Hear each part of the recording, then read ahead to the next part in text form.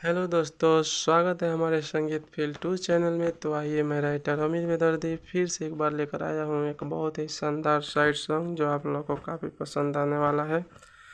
तो अगर आप लोग हमारे चैनल पर नए हैं तो हमारे चैनल को सब्सक्राइब कीजिए, शेयर कीजिए और लाइक कीजिए, कमेंट भी कीजिए। तो आइए, ट्रैक है दिल लागल तोरे से, जिसको गाया है विजय चौहान ने। अभी ये गाना ट्रेंडिंग में चल रहा है, तो आइए हम उसी को लेकर आए हैं इस सॉन्ग को। तो आइए आप सबको हम मुखड़ा सुना रहे हैं। तो मुखड़ा है कहिले ससुरावते जब से रे गोरिया देखले न मोहरी के, कहिले ससुरावते जब से रे गोरिया देखले न मोहरी के। आए कहीं गो दिल रहे सीना के भीतरिया ओकर के रख दिल तोहरी के।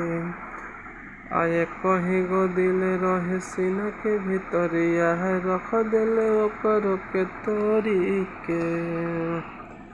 गइले ससुरावते जब से रे गोरिया देखले न मोहरी के। आए कहीं गो दिल रहे सीना के भीतरिया ओकर के रख दिल तोरी के। आइए पहला अंतरा। प्यार में कोई सुनाई हो सजा बाटे,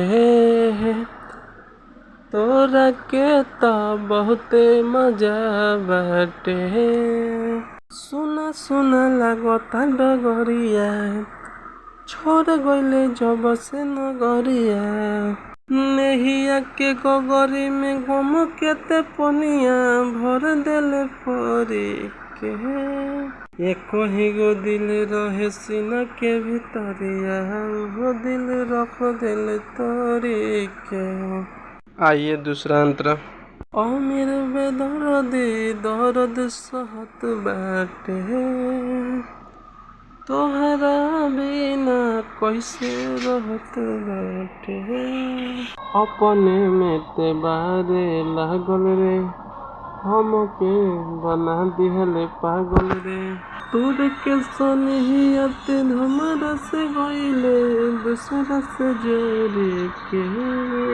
कहीं गो दिल रहे सीना के भीतरिया ओकर के रख दिल तोरी के।